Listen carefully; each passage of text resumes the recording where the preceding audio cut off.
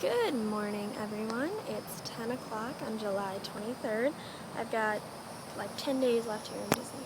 Today, I'd like to talk to you about why living with other people is awful. Now, granted, there are some times where having a roommate doesn't completely, totally make you want to jump off a cliff. But in my experience, the majority of the time, that's how living with other people makes you feel. Granted, there are exceptions, like if you're living with your friends, or I'm sure a significant other, you probably wouldn't feel this way. But living with other people is awful. What makes you say that, you might ask? Good question. Well, I've been here in Florida for 6 months, and over that time I've had 10 different roommates. Not all through my fault. When I first moved into Vista Way, there were 5 other girls I lived with, and in April, one of the girls left because she did not like it here. So she's from Pennsylvania, and it was tough to adjust, and she just wanted to go home. So she self-turned. Then we got a new roommate, Monica, who I loved, by the way. And Monica and I got along fine. Towards the end, me and my other roommates, not that we didn't get along, we just didn't talk to each other, which was fine. Whatever, they were getting ready to go home, I was getting ready to stay even longer. But there were girls that I got along with really great. There was Araya, Kate Clark, and we hung out all the time. So it wasn't god-awful. Like I said, sometimes roommates works. But it still wasn't the most ideal situation. It wasn't like the best place I've ever lived or anything. They weren't the best roommates I've ever had. So when I extended my program, everybody else went home. Monica stayed, but they moved Monica to a different building because Monica and I have different program end dates for some weird reason. So Monica and I had to split up. So I moved into my new apartment. When I moved into my new apartment, they put a 21 plus girl with us, and we're all under 21.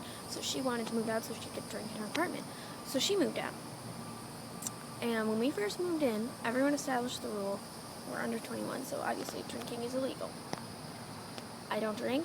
I don't want to be around it. I don't want to get in trouble for it, because you get busted, you get in trouble. I can't afford to get sent home from Disney. I want to work for Disney. Can't afford to get sent home from it. So everyone said as a general rule, when we first moved in, you're going to have alcohol in the apartment, do it in your room, because the way that housing here works is if you get busted with alcohol in your room, it's only the people who are in your room that get in trouble.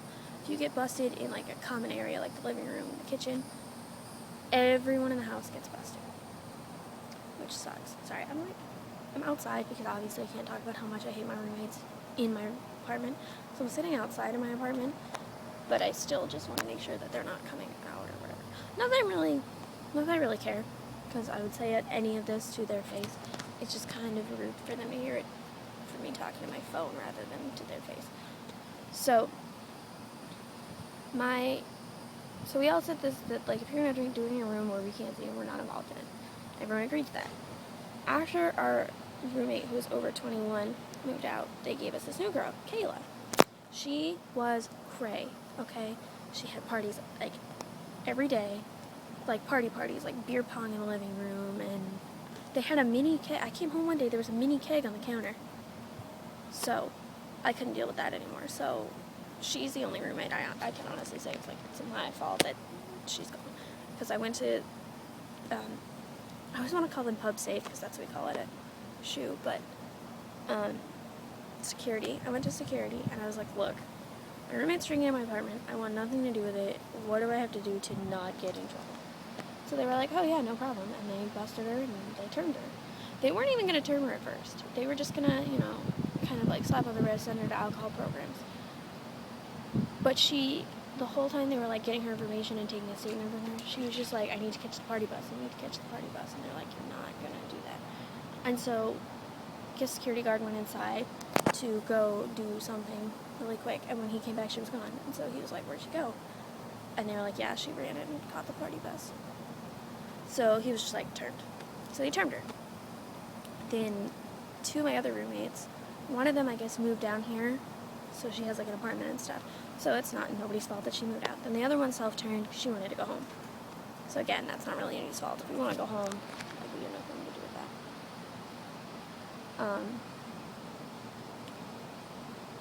So, whatever, we had no control over that. Then, 20 days before my program was supposed to end, these 3 new girls moved in. So I was like, oh, hey, it's kind of weird that you're, like, moving in the middle of whatever. They're here till January. And they told us that the reason why they moved out of their apartment was because one of their roommates had body lice, which I did not even know was a thing. And it turns out it's some disease that, like, homeless people get, and it's gross.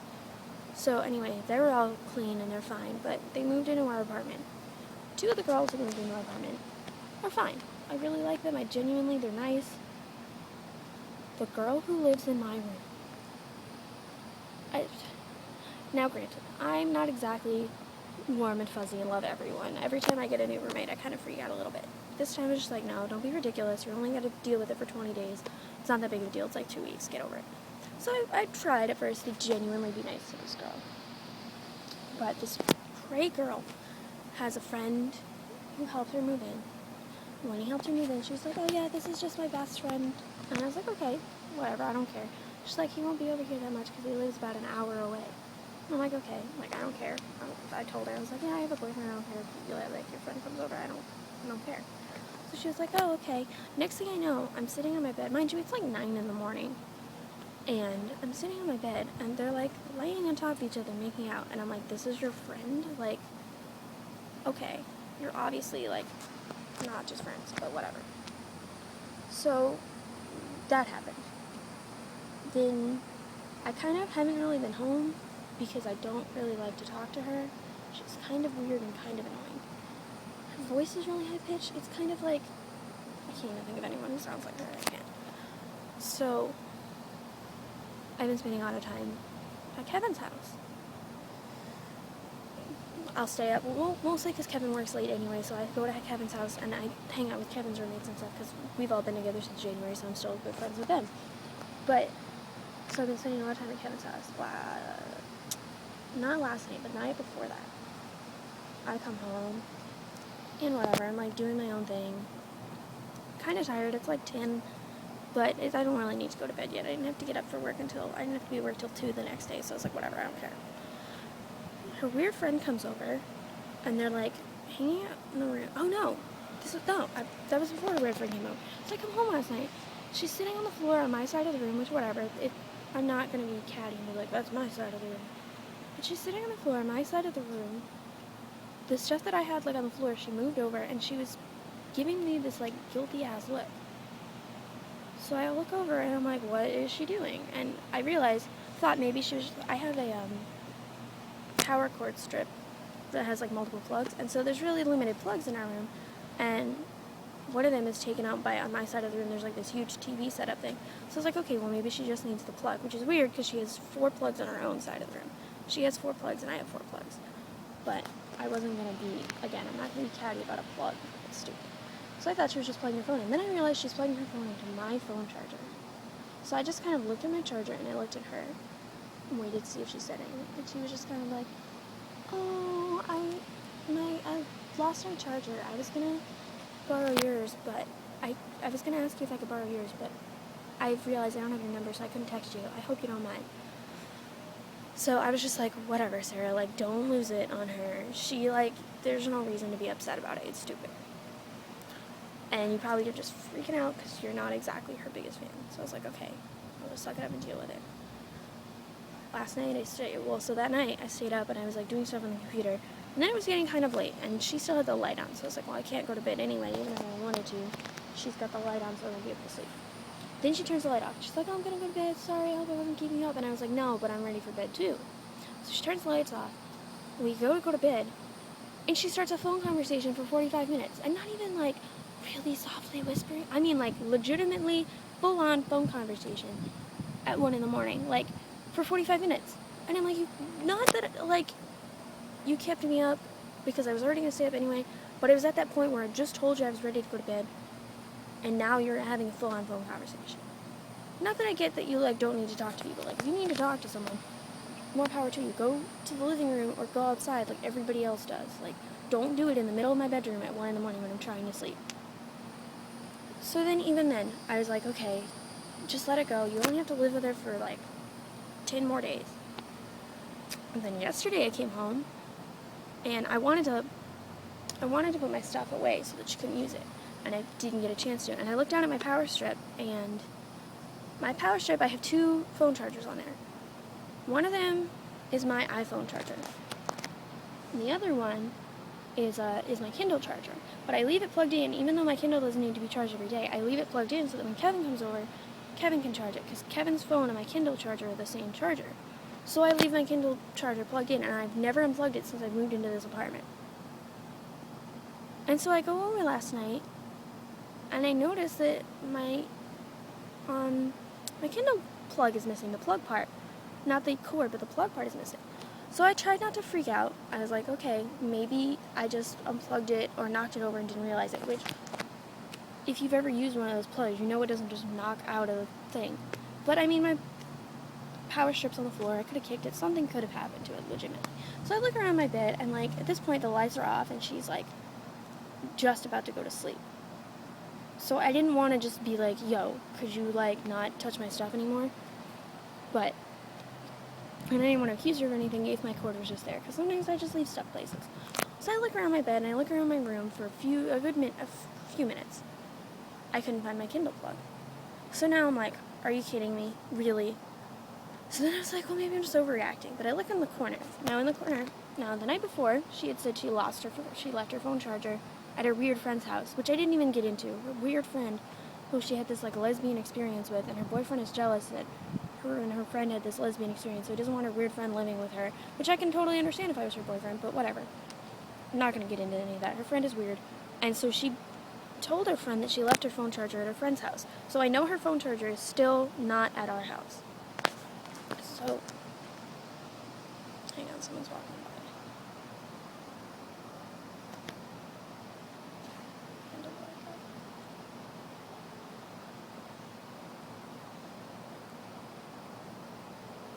So, like, I know her phone charger is not at our house, because she said she left it at her friend's house, and she hasn't seen her friend since then.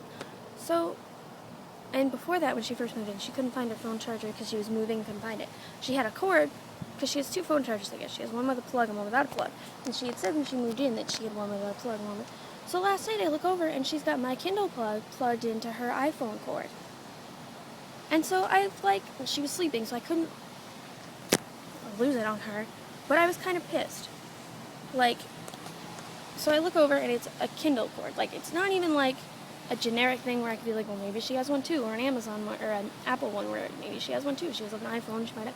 It's an Amazon plug, and you only get that if you have a Kindle or something Amazon that you plug into it. So I unplug it, and I lock all my cords up. Yeah, it's that bad that I have to lock up my phone charger so this crazy girl doesn't touch it. So this morning, I waited all morning for her to wake up, because I was like, I gotta say something to her, because this is not okay. You can't just keep using my stuff and touching my stuff. And she did not wake up for 3 hours. Her alarm kept going off, and she kept going back to sleep. So she's like, oh, I'm sorry, I didn't really get up this morning. And I guess trying to apologize for the fact that her alarm was going off or whatever. And I was like, no, it's cool. Everybody has those days. But if you could ask me the next time you touch my stuff. And she was just like, well, what are you talking about? And I was like, my Kindle plug. You had your phone plugged into my Kindle plug. She's like, no, that's mine. And I'm like, no, it's definitely not, because mine's missing. And she's like, well, maybe yours is in the living room. And I was like, my stuff doesn't leave the bedroom, because it doesn't. Why would I take, I don't ever sit in the living room. I don't go in the kitchen. Why would I take my stuff and put it somewhere where I never go? So I was like, no, if there's one in the living room, that's yours. You obviously unplugged my stuff. And she's like, oh. And she just left, mad at me. You took my stuff, obviously is my stuff, and you're trying to lie about it, and you're mad at me. Don't take my stuff and then lie about it. It's just stupid. She doesn't even have a Kindle. She doesn't have anything. I know she doesn't have that other plug, because if she had that other plug, she would have said something that first day, and she wouldn't have been so stressed about not being able to find her phone charger. So, I'm not stupid. People say stuff and they think that other people forget. But when you're smart and you remember everything, people just end up digging themselves in a hole. So, there's one horror story. Then the other one is when our crazy drunk roommate got termed. like, everyone moved out in a series of few days. And there was all these dishes and stuff. Lawn guy. There was all these dishes and stuff, like, I wonder if we can, I guess I'll move closer so you can move over the lawn guy. So there was, like, all these dishes and stuff left throughout the house, and we were going to have a housing inspection. And so I was like, I literally don't ever cook. Every day I eat either Chick-fil-A, CC's, or Wendy's. I don't cook in the house. Never. I've never cooked in this apartment. My old apartment I used to cook a little bit more because I had more time and I was home more during cooking food hours. So my old apartment I used to cook more food. But at this apartment I've literally never sat in the living room and I've never used the kitchen. So there was all these dishes and stuff throughout the house and I wasn't going to do it. I'm not going to clean for their inspection. And so then I was getting ready to leave for work. And they sent me a text message, and they're like, hey, we're going to do the floors before the inspection. Oh, no, we failed our inspection. We failed our inspection because no one cleaned the house. Because apparently, I don't know, they just didn't feel like cleaning the house. There was only 3 of us living there at the time. It was me and 2 other girls. They didn't clean the house, so we failed our inspection. So we got a notice saying that if we didn't clean the house... Hang on, someone's coming by there.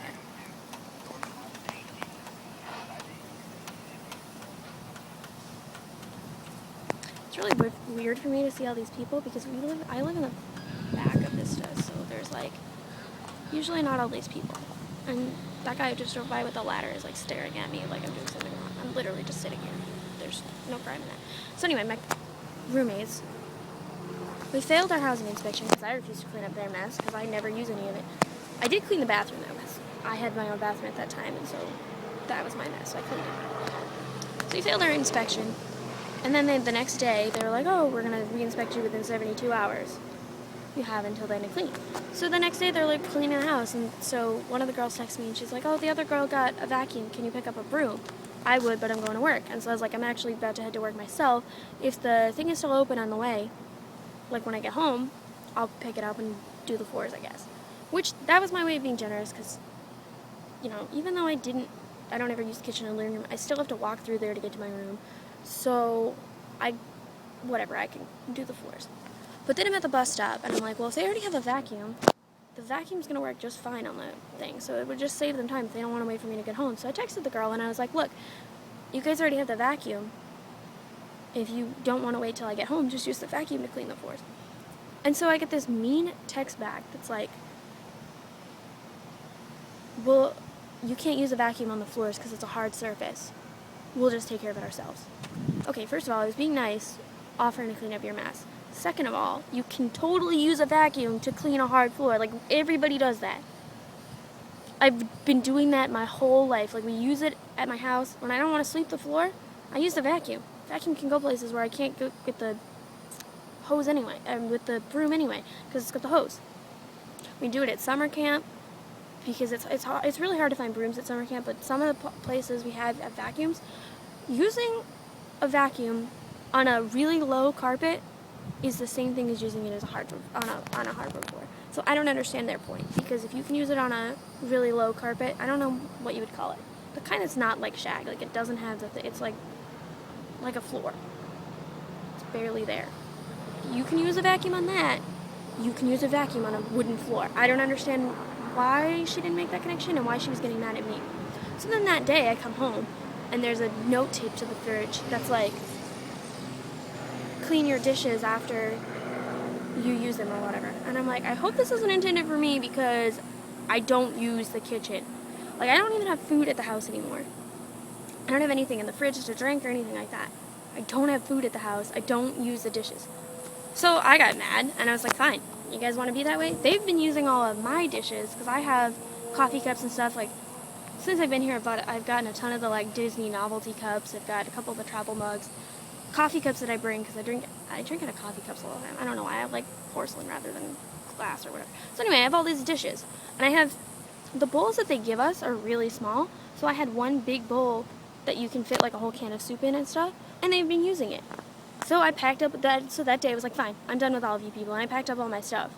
Packed up all the dishes and everything. Packed up my entire room. And then the next day was the day when the other girls moved in.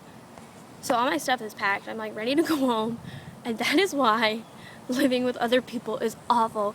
Most people, like I said, it's not everyone. I had some good roommates while I was here, but most people are really inconsiderate and really messy and disgusting. Granted, I'm not exactly the cleanest person in the world. Like, if you go in my room right now, there's a couple of dirty clothes, some costumes on the floor. They're not like hanging right back up in the closet.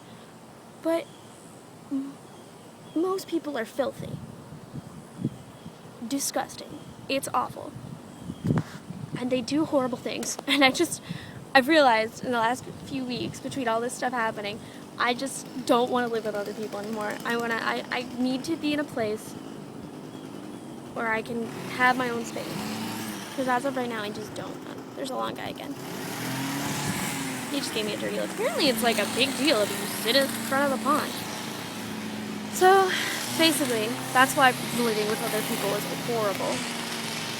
But that aside, things are going alright. I'm probably not going to get to work Wishes one more time before I leave. But that's okay, because the last time I worked Wishes, it was with Paul and Jacob and somebody else that I liked, but I forget. So that was cool.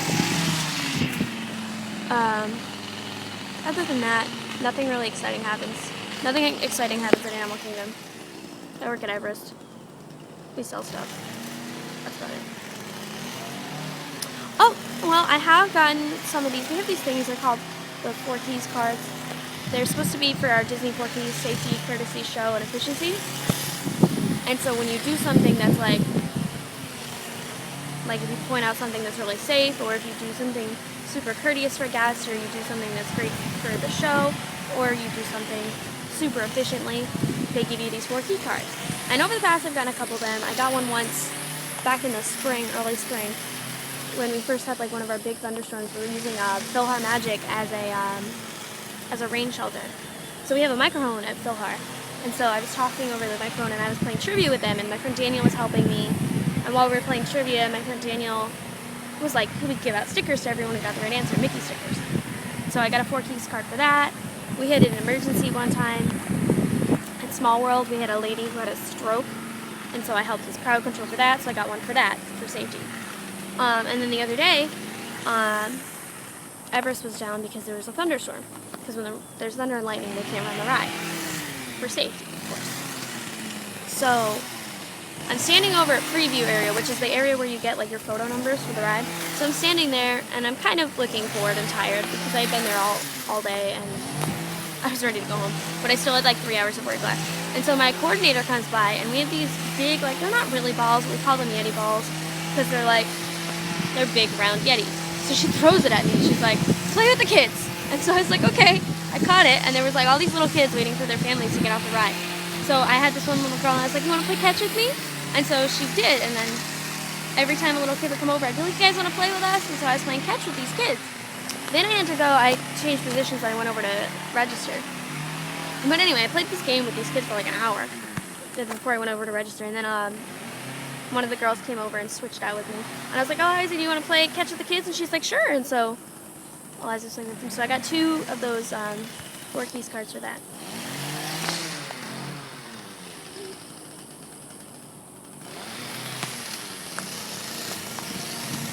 So, really, that's the only exciting thing that's going on in my life. That, and I get to go home in 10 days. Like, I'm so happy to go home. So happy. I'm ready for the end of my program. So ready for the end of my program. Like, you don't even know. I just want to go home. I miss home. I kind of miss camp. I miss my cats. I miss the people at home. Oh, my mom's getting a snake. I don't know how I feel about that. Because the type of snake that she's getting is really mean. But anyway, at least I get to see my cats. Go home, see my brother. Yeah, I have no idea when I'm going to make another YouTube video. I'm really bad at, like, updating every week. It's usually when I'm just like, okay, I'm really upset about something and I need to tell everyone. Which, granted, if Kevin were here, he would be telling me, you don't need to tell the internet everything that goes on in your life. And I know I don't need to, but sometimes it just makes me feel better. Because you want to know that the people around you, like, that there are other people out there who feel the same way. So I don't know, sometimes when I'm feeling something that I feel like is a universal thing or that other people would be interested in knowing, that's when I'm compelled to make a YouTube video. I'd like to get more serious into it. I don't know. Maybe while I'm home for 6 months, not doing anything, I'll do that. I don't know. Gotta figure out my life. I don't even want to get into that today. That's a story for another video. But anyway, 10 more days, and I get to go home to my beautiful family and my cats and my friends at home. Which unfortunately means I have to leave Kevin behind, but I'm sure we'll keep in touch. Other than that, I'm gonna go inside, edit this really quickly, post it on YouTube, and think of more ways to wage Cold War on my roommate. Because she's cray. And now I have to lock up my phone chargers before I leave for work, which is stupid. So, I'm gonna go now, I guess. I know usually I'm like, oh, I just don't know how I feel, but I'm still very, very angry about this. But, alright, I'm gonna go edit this. Have fun. New video eventually. Probably. Hopefully. I'm sure I'll make another one when I get home. Yeah. Alright, for now I'm gonna go not sit in the middle of the lake where everyone keeps giving me these weird looks. Alright, well, for everyone watching, have a good day or night or whatever time of day it is.